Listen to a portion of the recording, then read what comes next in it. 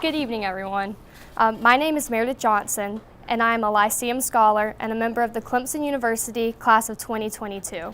And tonight, I have the distinct pleasure of introducing Mr. Samuel Thompson as the speaker of the first ever Lyceum Student Speaker Series. He will be speaking to us tonight about Cicero's demonstrative science of ethics in De Officiis.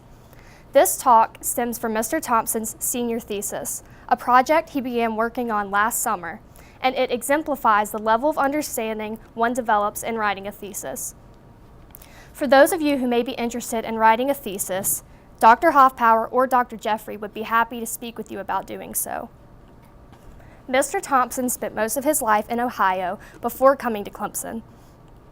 He is one of the inaugural Lyceum Scholars, a double major in political science and economics, and is scheduled to graduate this May. After graduation, Mr. Thompson plans on joining the United States Army as a commissioned officer in the field of human intelligence. After serving, he would like to pursue his graduate degree and become a professor. Mr. Thompson is an avid soccer player who plays on the club soccer team here at Clemson. His hobbies include kayaking, shooting, hiking, and reading. Mr. Thompson will speak to us tonight for 15 to 20 minutes, and immediately following, we will open the floor for a 30-minute question and answer session. Feel free to ask him questions not only about Cicero, but also about the process of writing a senior thesis. We do ask that you stand up and introduce yourself first before asking a question. Everyone, please join me in giving a warm welcome to Mr. Samuel Thompson.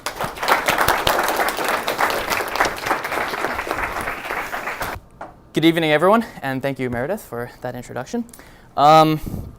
Again, my talk is on Cicero's demonstrative science of ethics, which is the product of a senior honors thesis that I'm working on.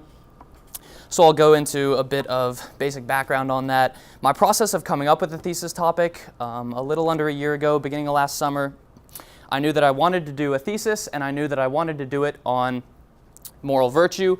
That doesn't really narrow it down a lot, so I had some thinking to do. I kind of narrowed it down and figured I wanted to do something on the honorable versus the useful. I figured that would be a good topic, but Plato, Aristotle, Cicero, countless other ancient and contemporary philosophers addressed the same question, so it wasn't going to be a very unique thesis. So I had a lot more thinking to do. So I kept reading, I kept thinking. At the time I was reading Cicero's De Officiis, and I realized that the question I kept asking myself while I was reading was not, what is better, the honorable or the useful, but instead, just generally, why virtue? Where does Cicero's virtue come from? As Lyceum students, a lot of us are, we're taught that moral virtue is necessary for the happy life, right? We must pursue virtue as its own goal, and that's all well and good. I've read Plato, I've read Aristotle, I'm convinced that's fine, it's necessary for the happy life, but where does it come from? What makes virtue virtue? So if it's a human construct, then that opens the door for significant amounts of criticism, right? Well, if it's a human construct, then who's right in constructing it, who's wrong, and then you follow the rabbit hole and you've ended up with nihilism because everyone has their own definition of virtue. And so I kept reading Cicero, and I realized that he kind of points to some objective definition of virtue, and I asked myself, where does that come from? And I walked backwards. For Cicero, virtue comes from man's faculty of reason. Right, honorable action, virtue comes from Cicero's definition of reason, which comes from human nature, which comes from nature. And so I kind of found myself accidentally almost building this definition of virtue, and I figured that I had stumbled on a pretty decent topic. So before jumping into the actual demonstrative science of ethics, I'm going to give a bit of background information on Cicero and De Officiis as a little refresher. Marcus Tullius Cicero was born in 106 BC in Arpinum, Italy, which is a small province in the center of Italy, pretty close to Rome. He was Rome's greatest statesman. I don't think that's a bold statement. And he is one of history's greatest orators. He's typically associated with the Stoic school of thought, but in reality, he was a student of the Stoic school, the New Academy, the Old Academy, the Epicureans, the Peripatetics. He's this massive blend of different philosophies and can't really be definitively attributed to any of them. You can describe him almost as an eclectic Stoic. He draws most of his ideas from the Stoic philosophy, but flirts with a lot of other schools and draws principles from them. So I think although a lot of you have read De Officiis through the Lyceum program, it's probably been a few years, especially for the older classes. It was a while for me. So I'll go through the layout and the theme of the treatise very briefly just to give you some refreshers. De Officiis, translated to On Duties or On Obligations, is a three-part moral treatise comparing the honorable or right action and the useful or expedient, written for his son Marcus, who was studying philosophy in Athens at the time. The first book introduces the philosophical question and then defines the honorable and determines how to act when two opposing actions both appear to be honorable. Which is the more honorable and which one should I pursue? The second book pursues the same question but in regards to the useful. So two actions appear to be useful. Which one is more useful? Which one should I pursue? And the third book reconciles the honorable and the useful when they appear to be in conflict. And Cicero finds in the end that the honorable and the useful are one and the same. They are inseparable principles, and that action which is honorable must also be useful, and vice versa. So in the context of today's moral crisis, Cicero's writings are a breath of fresh air. De Officiis doesn't just reconcile the honorable and the expedient by showing that they're inseparable principles, it also establishes a consistent framework of ethics, but it's not clearly evident from first read. This framework defines specific moral duties or obligations that are derived from objective virtues and an overall concept of the right grounded in nature. Almost all scholarly work on Cicero has addressed either the honorable versus the useful in De Officiis or Cicero's concept of natural law, which is incredibly popular. Both of these topics are relevant, of course, but neither reveal the full picture of the demonstrative science of ethics that Cicero points to. So in this talk, I will summarize Cicero's conception of nature, which forms the unshifting and objective foundation for his moral framework. Second, I examine Cicero's idea of human nature in the context of nature and the principles that make man unique from other living things. Third, I expound upon nature's greatest gift to man, the most fundamental features that separate him from beasts, reason. Lastly, I'll explain what consistent moral principles are, in other words, the definitions of the honorable or the right for Cicero, and the roles of nature, human nature, and reason in developing or deriving them. So, our first topic, nature. Cicero begins Book 1 with just an observation of nature. This beginning represents more than just the operative start to his discussion of the honorable and the useful. It represents the foundation for his entire system of ethics and emphasizes the preeminent place of nature in his overarching theory of morality.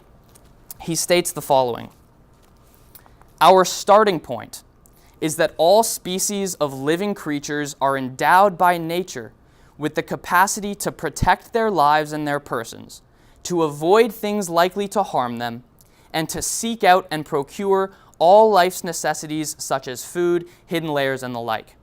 Again, all living creatures share the instinct to copulate for the procreation of offspring, and once these are begotten, they show a degree of concern to look after them." Close quote.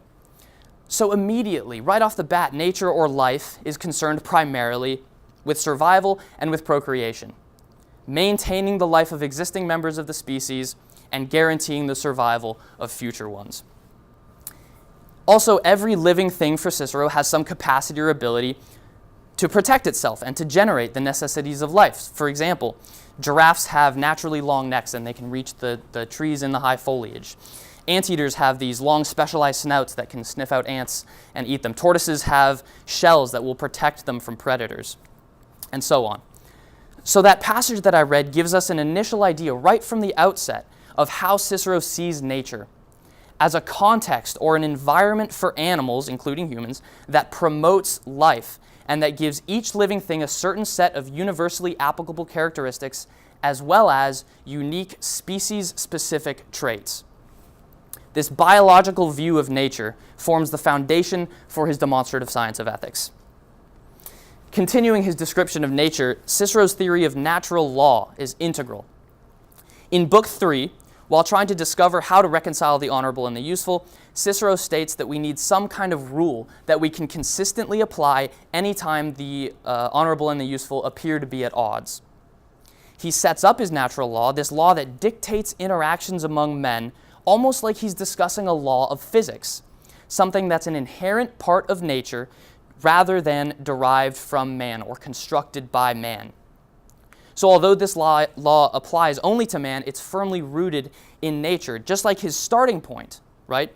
Just as all living creatures have the ability to protect themselves, the relations among men are meant to play out in a certain way according to this law of nature. And here is his natural law.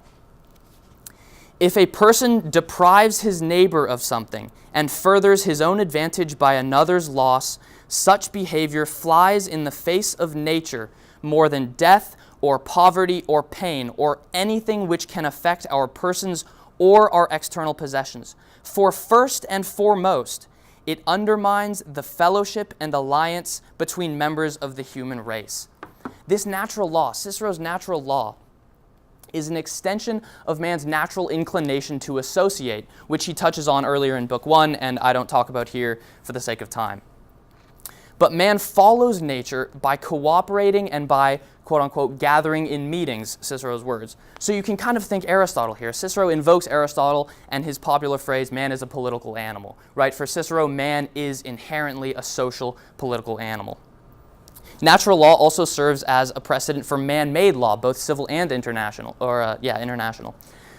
In De Legibus, which is another of Cicero's treatises on law, he states that true law is right reason in accord with nature.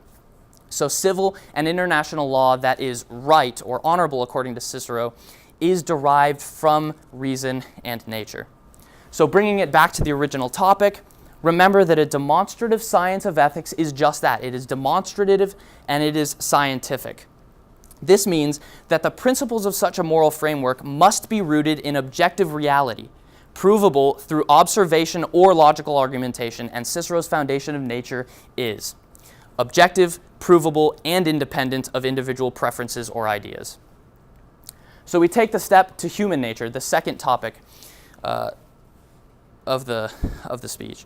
We have left the system of nature, the conditions that living things exist in, the broader context of life on earth, and we move to what Cicero refers to as the gifts from nature that are exclusive to man. There are three of them. First, the first difference between man and beast that Cicero outlines is our mode of interpreting the world.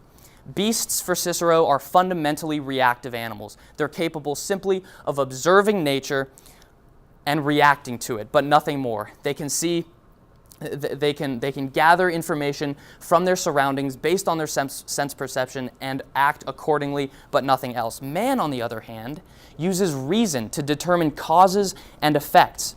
He can look into the past to discover the reasons that things occur, and then project into the future to predict what will happen based on these observations that he's given, based on the experiences that he has from the consistent operations of nature. So essentially, man can think in the long term. He is a planning creature who can look to his long-term self-interest and make decisions according to it, even if those decisions include sacrificing something in the short term, which is something that beasts are incapable of. The second difference between man and beast, outlining human nature, and one of Cicero's most important observations, is that man has a natural inclination to discover truth. It is human nature for Cicero to discover things that were previously unknown. So in his discussion of the four virtues in Book 1, Cicero states that the first, wisdom, is knowledge of the truth, which, quote, comes closest to the essentials of human nature. For we are all impelled and attracted towards a desire for discovery and knowledge, close quote. We have a constant driving desire to uncover secrets and to learn. So man is a curious creature. This is extremely important in both the development of the virtues, specifically wisdom, and the happy life in general, which Cicero says is dependent upon the life of the active mind. So the third difference between man and beast is that man has a sort of inborn awareness of a natural order. He says that it is no trivial dispensation of nature and reason which makes man alone of living creatures aware of the nature of order and propriety and due measure in deeds and words. The result is that no other creature shares his awareness of the beauty, charm, and harmonious structure which lie before our eyes, and nature and reason, transferring this by analogy from eyes to mind, judge and ensure that such beauty, regularity, and order are to be maintained much more in our designs and actions. We can see the inklings of a framework of moral action here already. Man can see the facts of nature and the consistency of things. He recognizes this order, and by a process of applying reason to nature, he realizes that this order and consistency that he sees is a good thing when reflected in his own actions. Man has the ability to mentally process the facts of nature, to recognize and understand that those facts are beautiful and orderly, and translate such beauty and orderliness into his own actions. So those are the three differences, the three main differences between man and beast that Cicero sees as constitutive of human nature. Dr. Walter Nagorski of the University of Notre Dame, prominent Ciceronian philosopher, eloquently summarizes Cicero's conception of human nature in a single passage, combining all three elements. Quote, "This sharing in reason allows men to transcend the immediate scene, to see the causes of things, and to take his whole life in view and make all necessary preparations for conducting it. Joined to this power to understand the causes of things is an inclination to know and understand all that is. Among nature's gifts that are said to distinguish humans from all living beings is the power to appreciate visible beauty, grace, and harmony of parts. This inclination, joined with the power of reason, brings the human being to expect thoughts, words, and actions to be characterized by beauty, consistency, and regularity." So again, to bring it back to Cicero's demonstrative science of ethics, you can see the seeds of a demonstrative science begin to germinate. Cicero has alluded to moral action, stated how man appreciates order and consistency in nature, and how he can use his mental faculty to translate that appreciation into knowledge of proper action. So third, the greatest difference between man and beast for Cicero is, of course, reason. Man's faculty of reason. It's a principle that for Cicero is absolutely fundamental to deriving any concept of honorable action. The definition of reason, we'll get to in a second. Reason, for Cicero, originates in the soul, which is split into two. The first part of the soul is the passions, which pull man in different directions. The second is reason, which is meant to restrain the passions and act before them. You can think of Aristotle's golden mean in this sense, right? Aristotle teaches us that we should avoid the extremes and always try and hit that golden mean. And for Cicero, reason is the way by which we do this. The definition of reason for Cicero is, quote, "It teaches and expounds what we are to do and what we are to avoid," close quote. That's pretty general, right? It just shows reason just tells us what we're supposed to do and what we're not supposed to do. And just as there's a bipartite split of the soul, there is a duality in the purpose of life, ordained by nature, according to Cicero. He says that nature has endowed us with what we may call a dual role in life. The first is that which all of us share by virtue of our participation in that reason and superiority by which we rise above the brute beasts. From this, honorable and fitting elements wholly derive, and from it too the way in which we assess our obligation. The other role in life, is that which is assigned uniquely to each individual. For just as there are great variations in physical attributes, so our mental makeup likewise displays variations greater still. Cicero here explicitly points to participation in reason being the foundation for honorable action and therefore any kind of moral framework. Recall that part of human nature that I talked about earlier that gives man the ability to recognize and appreciate order and consistency. It requires the faculty of reason to integrate the inherent conceptions of beauty and order into the broader context of human action. Reason allows one to look out, again, at the ordered system that nature is and ask himself how that order can be reflected in one's own actions.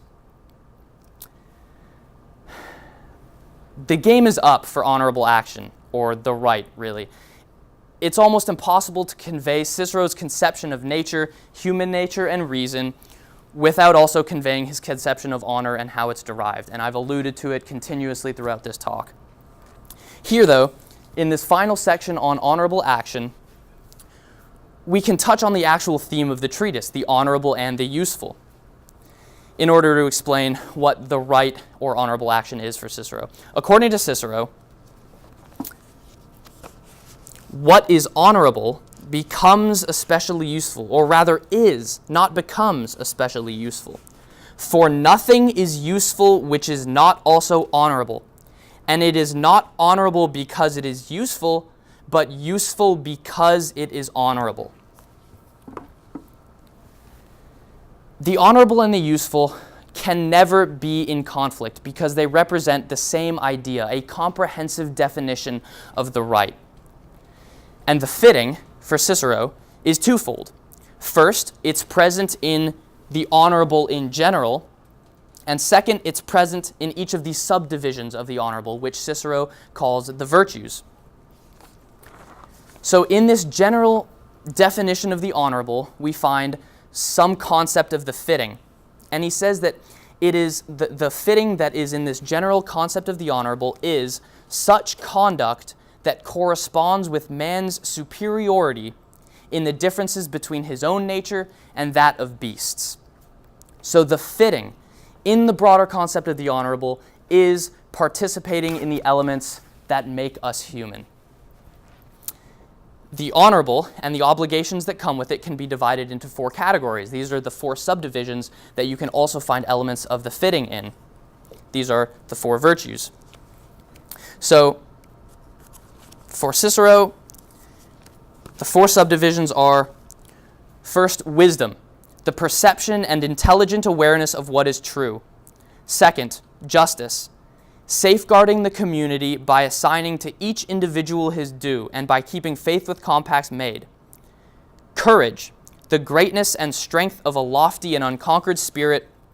And moderation, the order and due measure by which all words and deeds reflect an underlying moderation and self-control. These virtues, according to Cicero, center for the most part on 3 things. The virtues operate in 3 primary ways: detecting what is true and genuine, what its causes and consequences are, and what's consistent with it, and that's reflective of human nature, as we saw; controlling the passions and submitting the impulses to the hand of reason, which goes back to that split of the soul; and enabling us to treat our fellow man with dignity and respect, which for Cicero is the way that man survives. If he treats fellow man with dignity and respect, it is the most efficient way of gathering those necessities for life. So Cicero emphasizes the importance of following not just the system of nature in general, but also the particular nature of ourselves as individuals. We shouldn't spend time on pursuits that are beyond us nor beneath us. It would be wrong, in fact, for Cicero, immoral, for me, for example, to pursue a career in the NBA. I'm just not going to cut it. Cicero calls this going to war with nature. The continued emphasis on following nature in all our actions, obeying nature, not flying against nature, and so on, points to the preeminent place of nature in his moral theory. The constant, unchanging reality that is nature provides Cicero with the objective foundation required to develop a demonstrative science of ethics. Thank you.